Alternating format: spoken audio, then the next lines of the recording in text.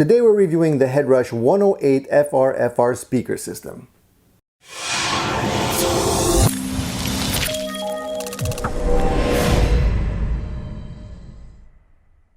Hey, welcome back everybody. Today we're looking at the Headrush 108 FRFR speaker. We're going to be looking at this flat response full range speaker in a lot of detail. I did a review just a couple of days ago regarding flat response full range speakers and why you should be using them if you're gigging with a multi-effects unit. But today's video, we're going to be going specifically into a lot of detail about this specific unit, what I like about it, the pros and cons, and I think you're going to really appreciate the video if you're considering purchasing one of these units. Now, first off, this particular unit is probably on the lower end in terms of pricing, and I think it retails for about $119 US currently. So it's on the low end scale of the type of FRFR systems that are available today. They range in price from just a couple of $100 to a couple of $1,000, depending on the features and functions that you're looking for. So I've been using this unit for a couple of months now. I've put it through the ringer and I've played it extensively, so I feel like I have a good understanding of exactly what it has to offer.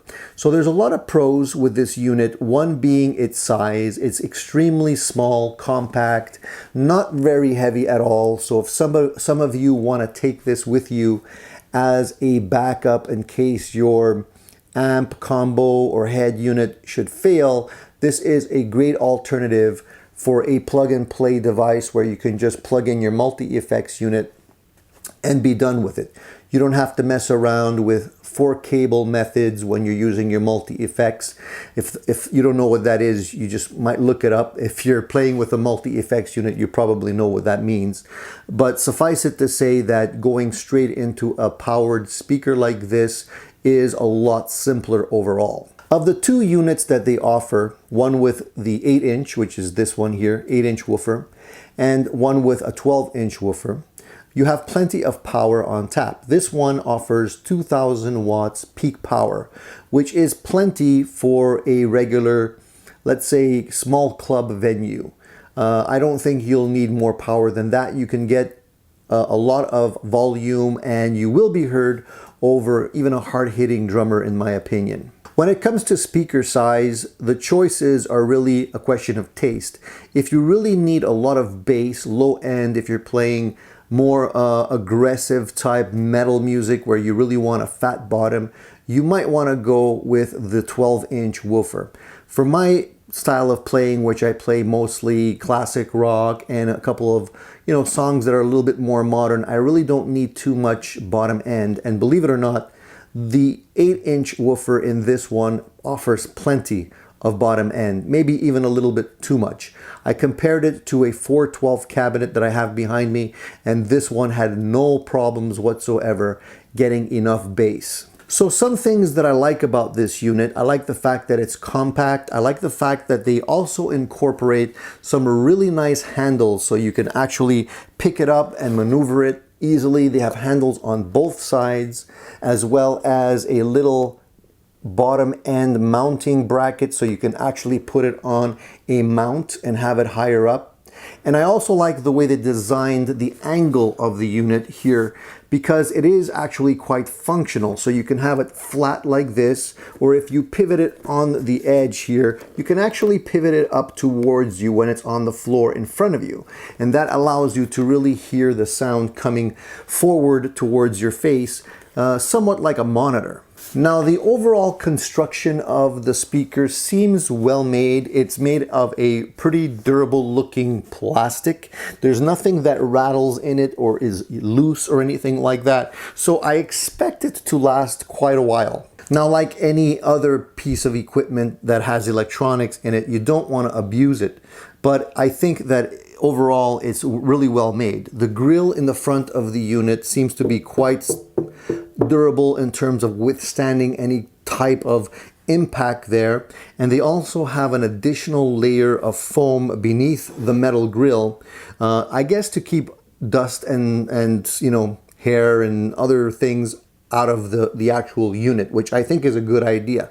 The only thing that I don't like about that is that you can't actually see where the speaker is, even if you try to flash light inside of it so that you can maybe at one point use a microphone on it and record it, which is not as easy to do as it sounds. So that is one of the little drawbacks. I wish that they would at least indicate on their spec sheet where exactly the speaker is, so it would help people that are looking at possibly miking up the unit find the location a little easier. We're going to look at the back of the unit. This is where all the controls are located. So you'll notice that you have a plug for the power, and the good thing about this is that it's not hardwired into the unit. It actually is removable, so if it should break, then you won't necessarily have trouble replacing it. And what I also like about the actual physical plug is that the plug connector is actually put in at an angle, so when you place the unit on the ground, it doesn't put additional pressure on the plug, and I think that's a really thoughtful thing to do. Next, we have the power switch button right here, and next to that we have a fuse location. It's great to see that there's a fuse on this thing, so should for whatever reason the unit be overpowered, it won't blow the speakers. Next up here we have two inputs which can accept either a regular mono jack or a three-pronged balanced input jack. And each one of these has its very own control for volume, which is really nice. So you can plug in your multi-effects unit in one of these and maybe plug in a microphone in another one of these and control the volume of either one independently. So that's pretty cool. Right beside that, we have an output, which is a balanced output. And that is great if you want to go into a board like, a mixing console, front of house, that type of thing. You can take an output directly from the unit and go into the board. So we have another two switches right beside the volume buttons here, and that is contour and ground. The contour button acts sort of like a loudness switch. You just push it in and it gives you a little bit of a fuller sound, and the ground is basically just like a ground lift. So if you should have any noise issues, you can hit that button and hopefully alleviate any kind of weird noises that you may have in the venue with power that's not too clean. Now, because this is a full range flat response speaker system, the sound that you program in your unit is the sound that you hear when it comes out of the speaker. That is the whole point of using something like this. It should not color your sound. And I didn't really notice any type of coloration, so that is really what you're after. Now, for those of you that think you can go into something like this straight from your pedal board, I wouldn't recommend it because it wouldn't sound really good, unless you have a pedal that is sort of like an amp simulator.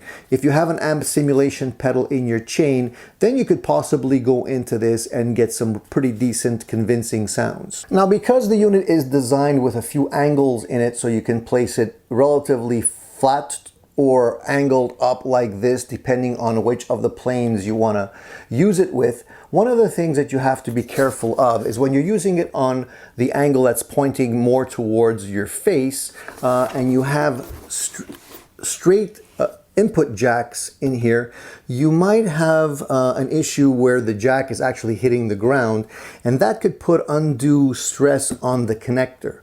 So I would recommend that you go into this unit with an angled jack when possible, so it doesn't have that happen and you don't accidentally break or put additional stress on these connectors. Now, my unit is extremely quiet. I don't hear any weird buzzing or any kind of humming coming from it. I do, however, notice that it does get a little bit warm, but then again, it is handling 2000 watts of power, so a little bit of heat is normal, that it's going to dissipate that heat somehow. But it doesn't feel like it's dangerous or anything like that. It just gets a little bit warm. So judging from the reviews on this particular unit, I really am confident that a lot of people, including myself, really enjoy it. There is a lot of really positive comments, and the ones that are negative seem to be the people that are trying to use this for applications that it hasn't really been designed for. Overall, I'm super excited about this unit, and I'm really glad I purchased it because it's really doing what I needed for it to do for me. And gone are the days where I have to putz around with additional cables and worry about the sound when I go to a venue, because I don't know what kind of amplifier is going to be available or what kind of PAs or monitors are going to be there. And I always worry about the sound when you're using a multi-effects unit. Well, now I don't have to really worry about that. I tweak my sound the way I want it to be, and I grab this and go, and I'm ready to rock and roll. One thing that I would like to see, however, and I wish Headrush would have offered this, is a possible carry bag, because it isn't really that huge, and it is portable. You do have handles in it. It would be great for them to offer some kind of a protective bag, padded bag, that you can easily just grab the handle and then take it with you and go, so that you can put your cables in there and just grab your multi-effects unit and grab this, throw it in the back of your car and be done with it, and not have to worry about it getting scratched or damaged. I think that would be a great option, and hopefully Headrush will offer something like that in the near future. Hopefully with also a little sling that you can put over your shoulder, so that it makes it easier to carry. Now, for those of you that are looking for stereo setups, this is also a great alternative, because you can take two of these units, put them side by side, spread them out a few feet apart, and then you have some great stereo effects. You can play with the ping pong delays and the lush stereo choruses and all those really nice modulated sounds to really fill out the sound spectrum quite a bit.